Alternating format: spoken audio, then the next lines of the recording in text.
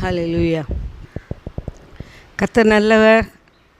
இந்த நல்ல அருமையான கிருபை நிறைந்த காலை வேளையிலே பரிசுத்த ஆவியானவர் தாமே நம்மை கொண்டு வந்து இந்த நாளிலே அவருடைய வசனத்தின் மூலமாக நம்முடைய வாழ்க்கையில் அற்புதங்களை செய்து இன்னும் நம்மை அவரோடு கூட நெருக்கி கொண்டு செல்லும்படியான ஒரு வேலையை தந்திருக்கிறார். ஆண்டவராய் இயேசு கிறிஸ்துவின் இனிய நாமத்திலே நற்செய்தி எழுப்புதல் ஊழியத்தின் சார்பிலே உங்கள் யாவரையும் வாழ்த்தி வரவேற்கிறேன். விடுதலை நேரம் என்கிற செய்தி இந்த தலைப்பின் மூலமாக நீங்கள் வருடங்களாக இந்த செய்திகளை நீங்கள் கேட்டு வருகிறீர்கள்.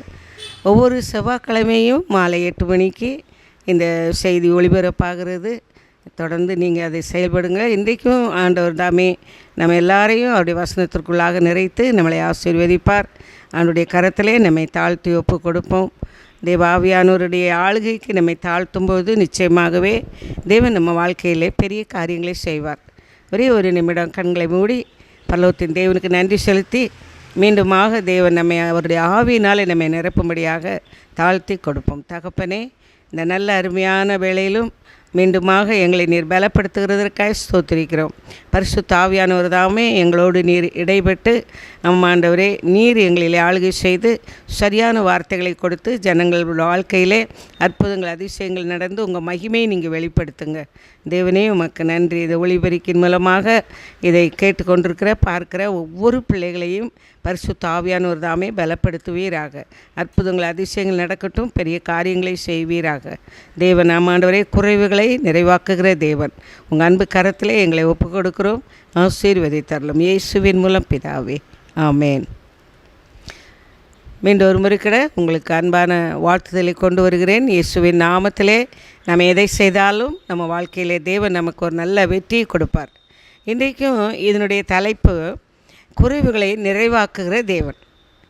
குறைவுகளை நிறைவாக்குகிற ஏராளமான நாமங்கள் வேதத்திலே ஆண்டவராய் இயேசுவுக்கு இருக்கிறது. ஏராளமான நாமங்கள். அதில் இன்றைக்கு நம்ம இதில் பார்க்கிறது பிலிப்பியர் புஸ்தகத்திலே நிருபத்திலே பரிசுத்த பவுல் மூலமாக நமக்கு தேவன் கொடுக்கிற வார்த்தை என்னவென்றால் நம்முடைய குறைவுகளை நிறைவாக்குகிற தேவன். பிலிப்பியர் 4ஆம் அதிகாரம் 19வது வசனம், என் தேவன் தம்முடைய ஐஸ்வர்யத்தின்படி உங்கள் குறைவையெல்லாம் கிறிஸ்து இயேசுவுக்குள் மகிமையிலே நிறைவாக்குவார். இந்த வசனம் நமக்கு சின்ன வயதிலிருந்து இன்னும் நிறைய இடங்களில் செய்திகள் மூலமாக கூட நம்ம கேள்விப்பட்டிருப்போம். நமக்கு இந்த செய்தியே கிடச்சிருக்கோம். நிறைய காரியங்கள் இருக்குது. ஆனால் இன்னும் ஒவ்வொரு தடவையும் இந்த வசனங்களை வாசிக்கும்போது தியானிக்கும் பொழுதெல்லாம் ஒரு புதிய புதிய ஆசீர்வாதத்தை தேவன் கொடுக்கிறதை நான் வாழ்க்கையில் ருசித்து வர்றேன். என் தேவன் தம்முடைய ஐஸ்வர்யத்தின்படி உங்கள் குறைவை எல்லாம் கிறிஸ்து இயேசுவுக்குள் மகிமையிலே நிறைவாக்குவார். எத்தனை காரியங்கள் இதில் பார்க்குறோம். தேவன் தம்முடைய ஐஸ்வர்யம், அவருடைய ஐஸ்வர்யத்தினாலே நம்முடைய குறைவைகளெல்லாம் கிறிஸ்து இயேசுவுக்குள்ளாக அதை கண்டிப்பாக மகிமையிலே நமக்கு என்ன செய்வாராம்? நிறைவாக்கி கொடுப்பார். நிறைவாக்குவார்.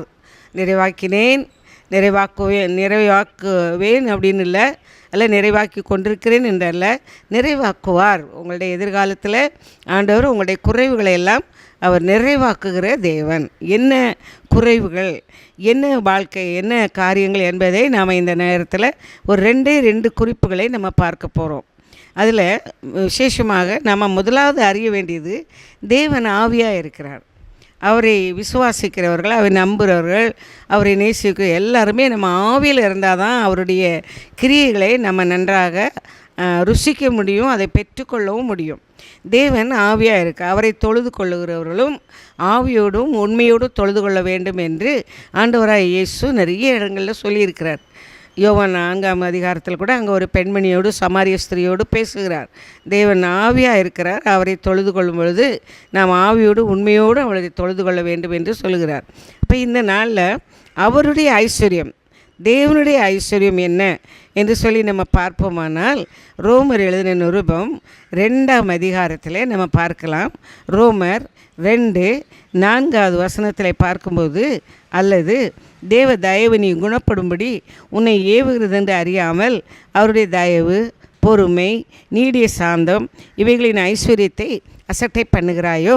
இப்போ தேவனிடத்தில் இருக்கிற ஐஸ்வர்யங்களில் இந்த ஒரு கிருபையை நம்ம இதில் பார்க்குறோம். தயவு, அவருடைய தயவு நமக்கு தேவை. அவருடைய பொறுமை நமக்கு தேவை, அவருடைய நீடிய சாந்தம் நமக்கு தேவை. ஸோ இந்த நாட்களில் இந்த ஆசீர்வாதங்கள், இதுதான் அவருடைய ஆவிக்குரிய ஆசீர்வாதங்கள். இந்த ஆவிக்குரிய ஆசீர்வாதங்களை நாம் பெற்றுக்கொள்வோமானால் நம்முடைய சரீர பிரகாரமான ஆசீர்வாதங்களை தேவன் நமக்கு நிறைவாய் கட்டளையிடுவார். ஆகவே நாம் எங்கேயும் யார் பின்னாடியும் நம்ம போகணும்னு அவசியமே இல்லை. எதற்கு பின்னாடியும் எங்கேயும் நம்ம கவலைப்பட வேண்டிய அவசியமே இல்லை.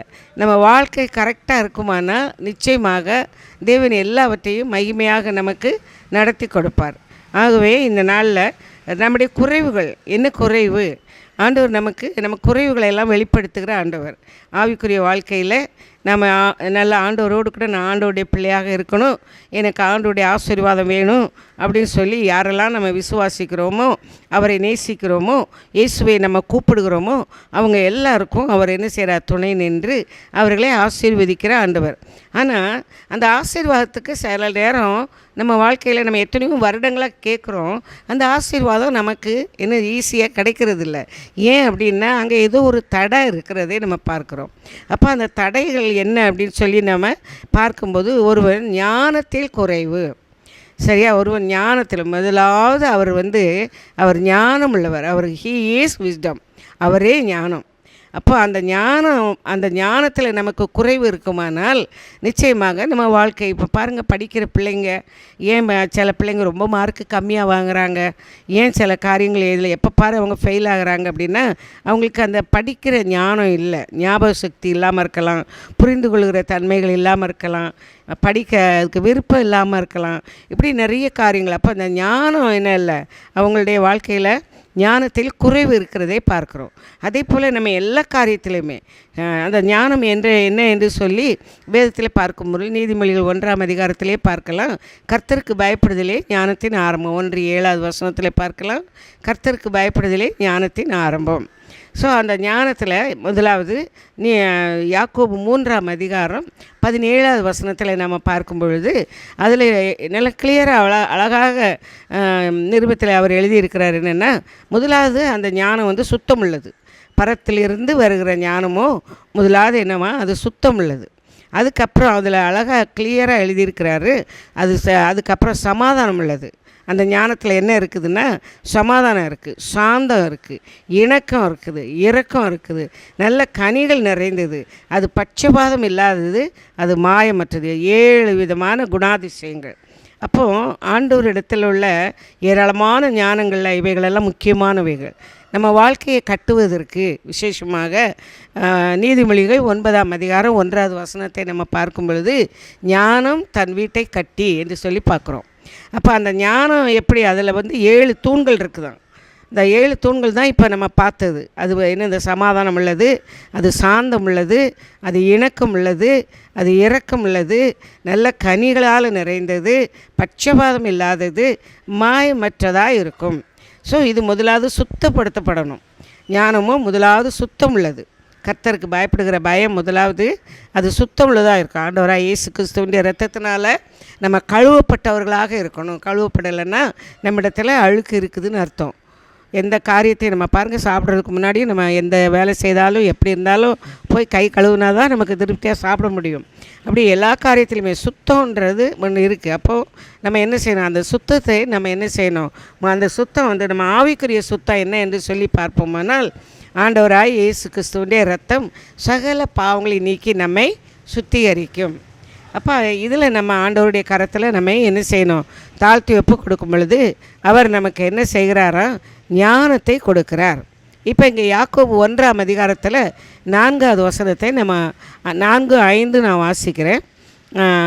யாக்கோபு 1:4, நீங்கள் ஒன்றிலும் குறைவுள்ளவர்களாக இராமல் பூர்ணராயும் நிறைவுள்ளவர்களாய் இருக்கும்படி பொறுமையானது பூரணக்கிரியை செய்ய கடவது.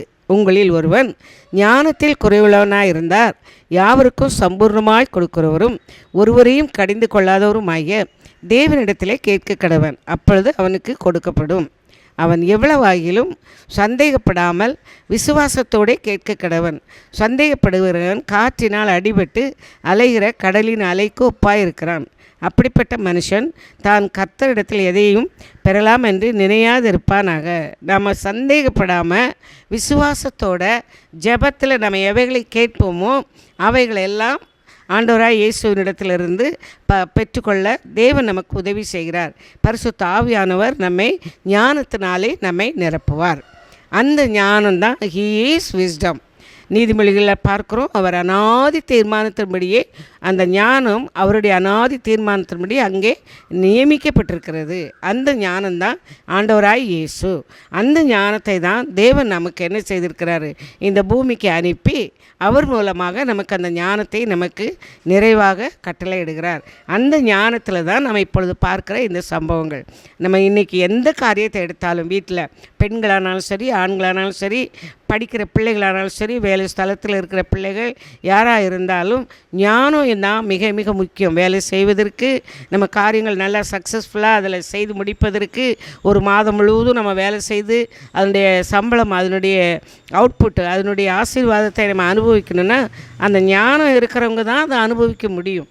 அந்த ஞானம்தான் மிக மிக மிக முக்கியம். ஞானம் இல்லாமல் நம்ம ஒன்றுமே செய்ய முடியாது. நான் என்னுடைய கிச்சன் வேலையில் நான் சமையலுக்கு நான் போகும்போது நான் இப்படி தான் நான் என்ன செய்வேன் எல்லாம் சடாப்படான்னு எதையும் என்ன செய்கிறதில்ல. இப்போ ஒரு ரசம் தான் வைக்கிறோம் அப்படின்னா உதாரணமாக என்ன செய்வோம், கடப்படன்னு எதையோ கரைச்சி எடுத்து எல்லாத்தையும் மொத்தமாக போட்டு கலக்கி எடுத்து ஊற்றி அதை கொதிக்க வச்சு இறக்குறதில்ல. அதுக்கு எல்லாத்துக்குமே ஸ்டெப் பை ஸ்டெப்பாக ஒரு படிகள் இருக்குது. அதுக்கு ரசத்துக்கு வேண்டியதெல்லாம் முதல்ல எடுத்து வச்சுட்டு புளியை ஊற வச்சு அதுக்கப்புறம் என்ன செய்வோம், எண்ணெயை விட்டு கடுகு தாளித்து, அந்த கடுகு கரிஞ்சிடக்கூடாது, அது எல்லாமே கருவேப்பிலை எல்லாம் போட்டு அப்படி 1 by 1 எல்லாம் போட்டு கடைசியில் அந்த ரசம் என்ன செய்திடக்கூடாது, கொதிக்கக்கூடாது. அதுதான் நம்முடைய பாலிசி இல்லையா. அந்த ரசம் கொதிச்சுன்னா அதனுடைய டேஸ்ட் போயிடுவாங்க. அப்போ அதை நம்ம என்ன செய்கிறோம், அதுதான் ஞானம். அது மாதிரி எல்லா காரியத்துலையும் பாருங்கள், நமக்கு சாப்பிட்ற நம்ம ஆகாரங்கள் வீட்டில் நம்ம செய்து வச்சுட்டு நம்ம கேட்போம் பக்கத்தில், என்னங்க அமைதியாக சாப்பிட்றீங்க, நல்லா இருக்குதா, நல்லா இருக்குதுன்னு சொல்லணும்ல அப்படின்னு சொல்லி நம்ம கேட்போம், நம்ம எதிர்பார்க்குறோம். அப்போ இதுக்கு எல்லாமே நம்ம செய்கிற காரியங்கள். அதே மாதிரி ஒரு வீடு கட்டப்படுறது ஞானத்தினால, ஒரு ஸ்டடீஸ், ஒரு கிளாஸில் ஒரு பிள்ளை ஃபஸ்ட் ரேங்க் வரணும், நல்ல பெஸ்ட் மார்க் வாங்கணும் அப்படின்னா அது எல்லாமே ஞானம்தான். அந்த ஞானத்தை நம்ம தேவனுடைய ஞானத்தோடு இணைக்கும்போது நிச்சயமாக தேவன் நம்ம வாழ்க்கையில் நம்முடைய குறைவுகளை எல்லாவற்றையும் கண்டிப்பாக நிறைவாக்குவார். தேவனுடைய ஞானம் நமக்கு வரும்போது நமக்கு இந்த மனுஷ பிரகாரமான உலக ஞானத்திலையும் தேவன் நம்மை ஆசீர்வதிக்கிறார். இன்றைக்கு நிறைய பெரிய பெரிய நம்ம நினைக்கிறோம் பணக்காரங்க கடவுள் எப்படி கிரியை செய்வாரா இல்லையா, எல்லோரும் ஏழைங்கக்கிட்ட தான் ஏழைகளின் தெய்வமே அப்படின்லாம் என்ன செய்கிறாங்க, இது பண்ணுறாங்க. ஏழைங்க பணக்காரன்னு ஆண்டவர் சமூகத்தில் கிடையவே கிடையாது. படித்தவங்க படிக்காதவங்கன்னு கிடையவே கிடையாது. கருப்பானவங்க வெள்ளையானவங்கன்னு கிடையவே கிடையாது. அவருடைய நாமத்தினால அவரை விசுவாசிக்கிறவங்க எத்தனை பேரோ அத்தனை பேரும், அது எந்த கண்ட்ரி ஆனாலும் எந்த ஜாதி ஆனாலும் யாராக இருந்தாலும் அவருடைய நாமத்தில் விசுவாசம் உள்ள அவரை நோக்கி இயேசு என்று கூப்பிடும்போது அவங்க எல்லாரையும் அவர் தனக்கு சுதந்திரமாக தன்னுடைய பிள்ளைகளாக மாற்றி அவர்களை தானே வழிநடத்த அவர் சித்தமுள்ளவர். அவர் தன்னுடைய ஞானத்தை கொடுத்து அந்த பிள்ளைகளை வழிநடத்த என்ன அப்படி தான் ஆண்டவர் தெரிந்து கொண்டார். என்னுடைய 16 வயதில் நான் வந்து ஒரு அப்பா அம்மாவுக்கு மூத்த மகா. எங்கள் வீட்டில் 5 பேர், நான் தான் மூத்தவா. அப்போ நான் ஸ்கூல் முடிச்சுட்டு நான் என்ன செய்கிறேன், ஒரு கன்வென்ஷன் நடந்தது சர்ச்சில். அப்போ நான் சர்ச்சுக்கு நல்ல பக்தியெல்லாம் உண்டு. சர்ச்சுக்கு போகும்போது பார்த்திங்கன்னா என்னுடைய பாதி உயரத்துக்கு நான் புக்ஸ் கொண்டு போவேன். பைபிள், ஜெப புஸ்தகம், கீர்த்தனை, பாமாலை, இப்படி எல்லா புக்கும் வரிசையாக ஒரு பெரிய காலேஜ் ஸ்டூடெண்ட்ஸ் மாதிரி என்ன செய்வேன், கொண்டு போவேன். ஆனால் அங்கே போய் உட்காந்தா அங்கே சொல்கிறத கேட்டுக்கிட்டு அப்படியே தான் எழுப்பி வருவேன். இப்படி தான் என்னுடைய வாழ்க்கை கொஞ்சம் வருஷங்களாக இருந்தது. ஆனால் ஒரு ஊழியக்காரர், ஒரு நான் கிறிஸ்டியன், இயேசுவை அறியாத ஒரு இந்து பிராமினில் உள்ள ஒரு ஊழியக்காரர் வந்து செய்து கொடுத்தப்போ என் உள்ள தொடப்பட்டு அவரோட ஆண்டவர் பேசினதெல்லாம் அவர் சாட்சியில் சொன்னது என் வாழ்க்கையை தொட்டு நான் என்ன செய்ய ரட்சிக்கப்பட்டேன். அப்போ தான் நான் என்ன செய்ய கேட்டேன், ஆண்டவர்கிட்ட, நீர் உண்மையுள்ளவராக இருந்தால் நீர் தான் உண்மையான தேவனப்பா என்று சொல்லி இந்த மனுஷன் சாட்சி சொல்கிறாரே, இவரோடு நீர் பேசியிருக்கிறீரே, எனக்கும் அந்த சமாதானம் வேணும், எனக்கும் அந்த என்னோடய நீங்கள் பேசணும் என்று சொல்லி நான் அவரிடத்துல என்ன செய்கிறேன், போராடி 8 மணி நேரம் நான் ஜெபம் பண்ணேன். என்னோட அவர் பேசினார். என்னுடைய குறைவுகளை அவர் வெளிப்படுத்தினார். நான் 7ஆம் கிளாஸ் படிக்கும்போது ஒரு சின்ன பொய் சொல்லி, சின்ன விளையாட்டுக்கு தான், நான் சின்ன காரியத்தில் நான் விளையாட்டுக்கு நான் செய்த காரியங்களை ஆண்டவர் எனக்கு உணர்த்தினார். இதெல்லாம் நீ அறிக்கையிடுன்னு சொன்னார். அப்போ எனக்கு இந்த வசனம்லாம் கூட தெரியாது. தன் பாவங்களை மறைக்கிறவன் வாழ்வடைய மாட்டான், அவர்களை அறிக்கை செய்து விட்டு விடுகிற இறக்க, இப்போ நீ ஈஸியாக சொல்கிறாங்க. எனக்கு அப்போ அந்த வசனமும் தெரியாது. ஆனால் ஆண்டவர் எனக்கு அதை வெளிப்படுத்தினார். நீ முதல்ல என்னிடத்துல நீ உன்னை எல்லாத்தையும் அறிக்கையிட்டு உன்னை சுத்தப்படுத்துனார். அப்போ நான் என்ன செய்தேன், நான் எனக்கு அது சீரியஸாகவே தோணலை. நான் அது தப்பு பண்ணேன்றதே எனக்கு தோணலை. ஆனால் அதை ஆவியானவர் எனக்கு வெளிப்படுத்தும் போது என்னை ஒப்பு கொடுத்து, ஆண்டவரே, நான் இன்று முதல் நான் இனிமேல் என் லைஃப்பில் நான் என்ன செய்வேன், நான் எந்த விதத்திலும் உண்மை துக்கப்படுத்த மாட்டேன், பொய் சொல்கிறதுக்கு என்னை இடம் கொடுக்க மாட்டேன், நீர் என்னை பொறுப்படுத்திக்கொள்ள என்னை வழி நடத்தணும்னு சொல்லி என்னை 100% 8 மணி நேரம் நான் போராடினேன். 8 மணி நேரம் போராடின பிறகு தான் அவர் என்னோடு பேசினார். அழகாக நல்லா அமர்ந்த மெல்லிய சத்தத்தோடு சங்கீதம் 32 8வது வசனத்தின் மூலம் பேசினார். தேவன் என்ன செய்ய, நான் உனக்கு போதித்து நீ நடக்க வேண்டிய வழியை உனக்கு காட்டுவேன், உன்மேல் என் கண்ணை வைத்து உனக்கு ஆலோசனை கூறுவேன் என்று சொல்லி அந்த நேரத்தில் அந்த வசனத்தை என்னை பாவங்களையும் மன்னிச்சார், என்னை கழுவினார். அடுத்தது எனக்கு என்ன பண்ணிட்டார், வாக்குத்தத்தம் கொடுத்தார். இன்றைக்கு எனக்கு 70 வயதுக்கு மேலாகுது.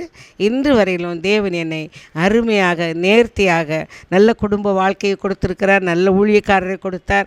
5 ஆண்டுகளுக்கு முன்பதாக அந்த மனுஷன் ஆண்டோடைய சமூகத்தில் இளைப்பாற போயிட்டாங்க. ஆனால் 3 ஆண் பிள்ளைங்க, 5 பேர பிள்ளைங்க, நல்ல கனமான ஊழியம், நல்ல சபை எல்லாவற்றையும் கொடுத்து பரிபூர்ண ஆசீர்வாதங்களினாலே தேவன் ஆசீர்வாதத்தை. ஏன் தெரியுமா, அடிக்கடி ஆண்டவர் எங்களோடு பேசுகிற முக்கியமான வார்த்தை என்னென்னா, உண்மையுள்ள மனுஷன் பரிபூர்ண ஆசீர்வாதங்களை பெறுவானாம். அப்போது ஒரு மனுஷன், ஒரு மனுஷி, ஒரு பெண், ஒரு ஆண் முதிர் வயது ஆகும்போது அவங்க வாழ்க்கையில் அவங்களுக்கு என்ன வேணும், த பர்ஃபெக்ட் பீஸு, ஒரு பரிபூர்ண சமாதானம். முதலாவது அவங்க நல்ல ஆரோக்கியமாக இருக்கணும், நல்ல என்ன செய்யணும், நல்ல கை கால் எல்லாம் பலனாக இருக்கணும், நல்ல ஆவிக்குரிய சகல ஆசீர்வாதங்களினாலும் நிரம்பி இருக்கணும். ஆட்டோமேட்டிக்காக மெட்டீரியல் பிளெஸ்ஸிங்ஸ், அவங்களுடைய வாழ்க்கையில் உள்ள எல்லா உலக பிரகாரமான ஆசீர்வாதங்களும் அவங்களுக்கு கண்டிப்பாக நிறைவாக இருக்கும். இது 100 கண்டிப்பாக இருக்கும். ஒருவேளை அதில் ஏதாவது குறைவுகள் இருந்ததுன்னா அது நம்ம குறைவு தான். ஆண்டவர் நமக்கு எல்லாமே கொடுத்துட்டாரு. நம்ம அதை சம்பாத்தியம் பண்ணி அதை சரியான வழியில் பிரயோஜனப்படுத்தலைன்னா அதை நம்ம சரியானபடி என்ன செய்திருப்போம், செலவு பண்ண தெரியாமல் செலவு பண்ணி நம்ம கடனுக்குள்ளாக கூட சிலர் ஆளாகியிருப்பாங்க. அப்போ இன்றைக்கு தேவன் உண்மையுள்ளவர், வாக்குத்தத்தம் பண்ணினவர் உண்மையுள்ளவர். அவர் நம்முடைய குறைவுகளை நிறைவாக்குகிற தேவன், குறைவுகளை நிறைவாக்குகிற தேவன். ஞானத்தில் குறைவு இருந்ததுன்னா இன்றைக்கி நம்ம எல்லாவற்றுக்கும் சம்பூர்ணமாய் கொடுக்குற ஒரு இடத்துல விசுவாசத்தோடு என்ன செய்யணுமா கேட்கும்போது அவர் அந்த ஞானத்தை கொடுப்பார். இன்னொன்று என்ன தெரியுமா, அன்பிலே குறைவு. இந்த ரெண்டும் நம்ம வாழ்க்கையில் இருந்ததுன்னா நிச்சயமாக தேவன் நம்மை அதிகமாக ஆசீர்வதித்து உயர்த்துவார். எபேசு சபைக்கு அங்கே யோவான் மூலமாக தேவன் கொடுக்குற ஒரு எச்சரிக்கையின் சத்தம். வெளிப்படுத்தல் விசேஷத்தில் பார்க்கும்போது எபேசு சபையில் 3ஆம் அதிகாரத்தில் நம்ம பார்க்குறோம். 2ஆம் அதிகாரத்தில் எபேசியர் வெளிப்படுத்தல் 2ஆம் அதிகாரம் 4வது வசனம் சொல்லுது, ஆனாலும் நீ ஆதியில் கொண்டிருந்த அன்பை விட்டா என்று உன் பேரில் எனக்கு குறைவுண்டு. அப்போ அன்பில் குறைவு, இது ரொம்ப மிக மிக முக்கியமானது, அன்பில் குறைவு. அப்போது ஞானத்தில் குறைவாக இருந்தாலும் நம்ம கிரியைகளெல்லாம் ஒன்றும் என்ன செய்ய சக்ஸஸ்ஃபுல்லாக முடியாது.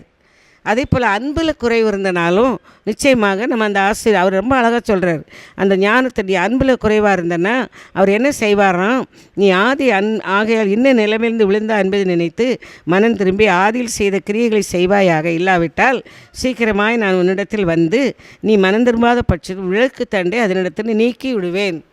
உனக்கு ஜெபிக்கிறதுக்கே விருப்பம் இருக்காது, உன்னுடைய ஸ்பிரிட் ஆஃப் ப்ரேயர், அதனுடைய ஜெப ஆவி உன்னிடலேருந்து எடுபட்டு போயிடும். உனக்கு ஆண்டவரை தேடணும், என்னை தேடணுன்ற எண்ணமே இல்லாதபடி போயிடும். அதனால் இந்த நாளில் அந்த அன்பை நம்ம என்ன செய்யணும், தேவன் அன்பாகவே இருக்கிறார். 1 யோவான் 4:5 அதிகாரத்தை நம்ம வாசித்து பார்க்கும்போது அன்பை குறித்து தான் போட்டிருக்கிறார், நிறைய அன்பை குறித்து. அதே மாதிரி நம்ம 1 கொரிந்தியர் 13ஆம் அதிகாரத்தில் பரிசுத்த பவுல் முழுவதும் அதில் என்ன செய்திருக்க அன்பை குறித்து தான் போட்டிருக்கிறார். அன்பு என்ன செய்யுமா, நிறைவானது அந்த அன்பு தான் நிறைவானது. அந்த அன்பு நமக்குள்ளே வந்துச்சு அப்படின்னா எல்லாம் என்ன செய்கிறோம், நிறைவான கிருபைகளை, ஆசீர்வாதங்களை தேவன் நமக்கு என்ன செய்வாரோ கொடுப்போம். மனுஷர் பாஷைகளை, சிலர் அந்நிய பாஷைகளை பேசுவாங்க, தூதர் பாஷைகளை பேசுவாங்க, அதுக்கப்புறம் நல்ல தீர்க்க தரிசன வார்த்தைகளை சொல்லுவாங்க, நல்ல ரகசியங்களை வெளிப்படுத்துவாங்க, நல்ல விசுவாசம் உள்ளவங்களாக இருப்பாங்க. ஆனால் அன்பு இல்லை அப்படின்னா ஒன்றுமே இல்லைன்னு இங்கே வேதம் நல்ல 13ஆம் அதிகாரம் 4வது வசனத்தில் பார்க்குறோம். ஆனால் அப்போ அந்த அன்பு நமக்குள்ள இருந்ததுன்னா அந்த 4வது வசனம் 13ஆம் அதிகாரம் 4வது வசனம் சொல்லுது, அன்பு நீடிய சாந்தம் உள்ளது, தயவு உள்ளது, அன்புக்கு பொறாமை இல்லை, அன்பு தன்னை புகழாது, இருமாப்பாக இராது, அயோக்கியமானதை செய்யாது, தற்பொழிவை நாடாது, சினமடையாது, தீங்கு நினையாது, அநியாயத்திலே சந்தோஷப்படாமல் சத்தியத்திலே சந்தோஷப்படும், சகலத்தையும் தாங்கும், சகலத்தையும் விசுவாசிக்கும், சகலத்தையும் நம்பும், சகலத்தையும் சகிக்கும். அன்பு ஒரு காலும் ஒழியாது. தீர்க்க தரிசனங்களானாலும் ஒழிந்து போம், அந்நிய பாஷைகளானாலும் ஓய்ந்து போம், அறிவானாலும் ஒழிந்து போம். நம்முடைய அறிவு குறைவுள்ளது, நாம் தீர்க்க தரிசனம் சொல்லுதலும் குறைவுள்ளது. நிறைவானது வரும் பொழுது குறைவானது ஒழிந்து போகும். அந்த நிறைவு அன்பு தான்.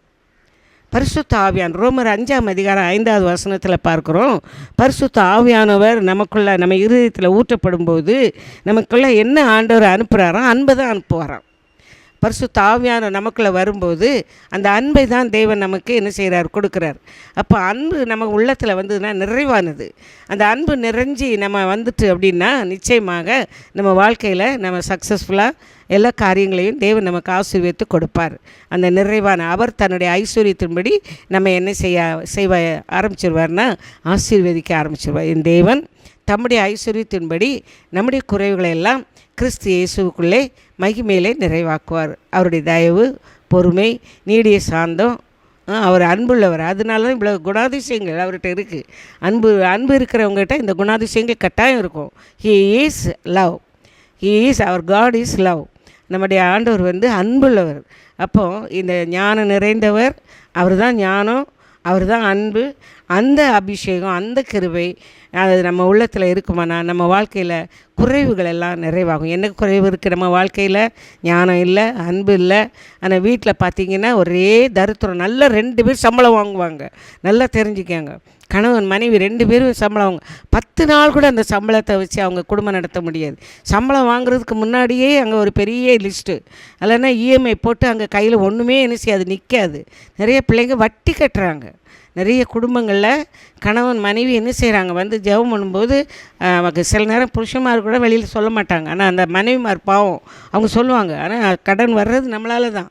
வீடுகளில் சரியான குடும்பம் நடத்த தெரியல, அந்த ஞானம் இல்லைன்னா நிச்சயமாக என்ன செய்வாங்க, உடனே என்னது இஎம்ஐ போடுறது, இல்லைன்னா எதையாவது யார்ட்டையாவது கடன் வாங்குறது, வட்டிக்கு கடன் வாங்குவாங்க.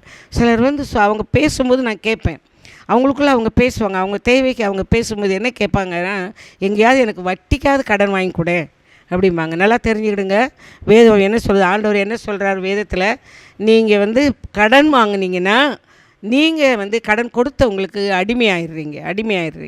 நீங்கள் அடிமை, கொத்தடிமை மாதிரி. நீங்கள் ஒரு மனுஷன்கிட்ட கடன் வாங்குறீங்க, சரியா? ஒரு பாய்கிட்டையோ அல்லது ஒரு சேட்டுக்கிட்டேயோ இல்லதையோ போய் கடன் வாங்குறீங்கன்னு வைங்க. எனக்கு வட்டிக்கு கடன் தான், கண்டிப்பாக வட்டிக்கு தான் கொடுப்பாங்க. ஆனால் நம்ம என்ன செய்துடுறோம், நம்ம அடிமையாயிடுறோம் அவங்களுக்கு. அது மட்டும் இல்லை, அவன் தான் வட்டி வாங்குறானே அதெல்லாம் 2வது. ஆனால் எப்போ நம்ம அவன்கிட்ட அந்த பணத்தை வாங்குகிறோமோ அப்போவே நம்ம அவனுக்கு அடிமையாயிடுறோம். அடுத்தது நம்முடைய பிள்ளைகளையும் நம்ம அடிமையாக்கிடுறோம். பாருங்கள், அப்போ நமக்கு நம்ம நடத்த தெரியல, நமக்கு வாழ தெரியல, அந்த ஞானம் இல்லை. அந்த தேவனுடைய அன்பு நமக்கு தேவை. எல்லாவற்றிலும் தணிஞ்சு இந்த நாட்களில் பாருங்கள், கணவன் மனைவிக்குள்ள ஈகோக்கள் தான். 2 பேர் வேலை செய்கிறாங்கன்னா அந்த நாட்களில் மனைவி புருஷனை மதிக்கிறது இல்லை. அதே மாதிரி புருஷனும் மனைவி அதிகமாக நேசிக்கிறது இல்லை. நீ வேலை செய்கிற மாதிரி தான் நானும் வேலை செய்கிறேன். இந்த மனைவி சில குடும்பங்களில் கணவர் நல்லா விட்டு கொடுப்பாங்க, சில குடும்பங்களில் மனைவி நல்லா விட்டு கொடுப்பாங்க. ஆனால் எதுவானாலும் 2 பேரும் இணைந்து ஒரு மனதோடு கூட செயல்படும் போது நிச்சயமாக தாழ்மை, அன்பு இதெல்லாம் இருந்ததுன்னா நிச்சயமாக என்ன வரும்னா விட்டு கொடுக்குற தன்மை வரும். அந்த விட்டு கொடுக்குற தன்மை இருந்ததுன்னா நிச்சயமாக அவங்க என்ன பண்ணுவாங்க, ஆசீர்வதிக்கப்படுவாங்க. அவங்க ஈஸியாக எந்த காரியத்தையும் மறைச்சி செய்ய மாட்டாங்க. கணவன் மனைவிக்கு தெரியாமல், மனைவி கணவனுக்கு தெரியாமல் எதையுமே செய்ய மாட்டாங்க. அவங்க வாழ்க்கையில் குறைவுகள் என்னதே இருக்காது. குறைவுகள் வர்றதுக்கு அவங்க இடம் கொடுக்க மாட்டாங்க. அதனால் இந்த நாளில் ஆண்டவரே என் வாழ்க்கையில் என்னுடைய குறைவுகள் நான் எத்தனையோ வருஷமாக இன்னும் கடன் பாரத்தில் இருக்கேன். இனி எத்தனையோ வருஷமாக என் பிள்ளைகளை சரியாக நடத்த தெரியாமல், என் குடும்பத்தை நடத்த தெரியாமல், ஒரு வீடு கூட இத்தனை வருஷம் ஆகியும் நான் எனக்காக ஒரு வீடை வாங்க கூட எனக்கு ஞானம் இல்லாமல் இருக்கிறேன். வீடு ஞானத்தினால தான் கட்டப்படுமா. நீதிமொழிகள் 9ஆம் அதிகாரம் 1வது வசனத்தில் பார்க்குறோம். அப்போ வீடு ஞானத்தினாலே கட்டப்படும் என்று சொல்லி பார்க்குறோம். ஆண்டோடைய கரத்தில் நம்மை தாழ்த்தி ஒப்பு கொடுப்போம். ஆண்டவர் இந்த நாளில் நமக்கு 2 காரியத்தை அழகாக ஆசீர்வாதத்தை கொடுக்குறோம். ஒன்று ஞானம், இன்னொன்று அன்பு. இந்த 2ஐயும் நாம் தெய்வ சமூகத்தில் விசுவாசத்தோடு நம்ம கேட்போம். பரிசுத்த ஆவியானவர் உங்களிடத்தில் வரும்பொழுது நீங்கள் என்ன செய்வீங்க? பலனடைவீங்க.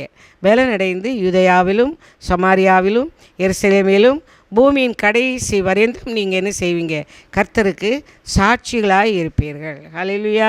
கர்த்தர் நல்லவர். இந்த நாளிலும் இந்த ஒரு நல்ல தேவன் உங்களுடைய குறைவுகளை நிறைவாக்குகிற தேவன். உங்கள் வீட்டில் நிச்சயமாக நீங்கள் பழைய ஏற்பாட்டில் பார்த்தீங்கன்னா பானையில மாவும் கலயத்தில் எண்ணெயும் குறையாது இருக்குன்னு ஆசீர்வதிச்சார். ஆனால் புதிய ஏற்பாட்டில் அவர் தன்னுடைய ஐஸ்வர்யத்தினால், அந்த ஐஸ்வர்ய சம்பந்தம், அந்த ஐஸ்வர்யம் என்ன அப்படின்னு நிறைய இருக்குது. அவருடைய அன்பு, அவருடைய தயவு, அவருடைய இரக்கம், அவருடைய பொறுமை, அவருடைய நீடிய சாந்தம், அவருடைய நல்ல ஆவிக்குரிய குணாதிசயங்கள் அத்தனை ஐஸ்வர்யம்தான்.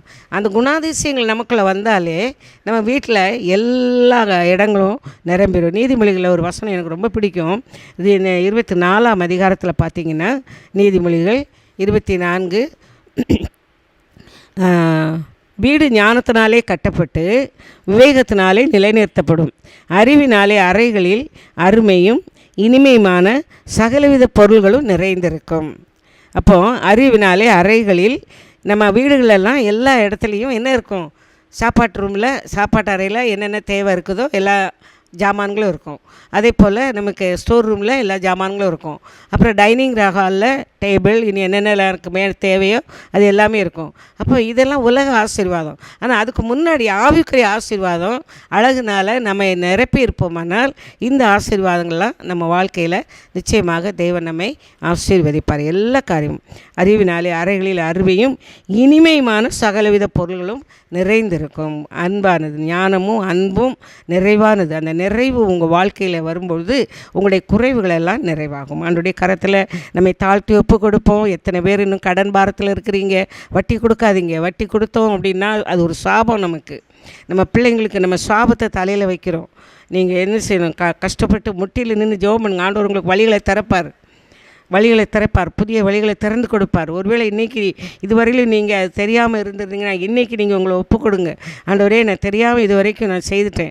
என் பிள்ளைங்க, நான் தான் கஷ்டப்படுறேன், என் பிள்ளைங்க கஷ்டப்படக்கூடாது, என் பிள்ளைங்க மேலே நான் சாபத்தை வைக்கக்கூடாது. நான் இன்றைக்கு ஒரு தீர்மானம் எடுக்கிறேன்னு சொல்லி நான் இஎம்ஐ போட்டு உங்களுக்கு கொடுக்கணுன்னா உங்களுக்கு ஏதாவது பேசிக் இருந்தால் தான் நீங்கள் இஎம்ஐ வாங்கலாம். இஎம்ஐக்கு நீங்கள் ஏதாவது ஒரு பொருளை எடுங்க, இஎம்ஐ போட்டு நீங்கள் ஏதாவது செய்யுங்க.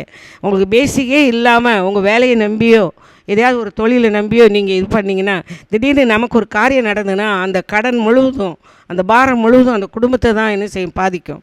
அதனால் இன்றைக்கு ஆண்டவரே, நான் என்னை ஒப்பு கொடுக்குறேன்ப்பா, எனக்கு ஞானம் கொடுங்க, என்னை உங்களுடைய அன்பினால் என்னை நிரப்புங்க என்று சொல்லி கேட்போம்.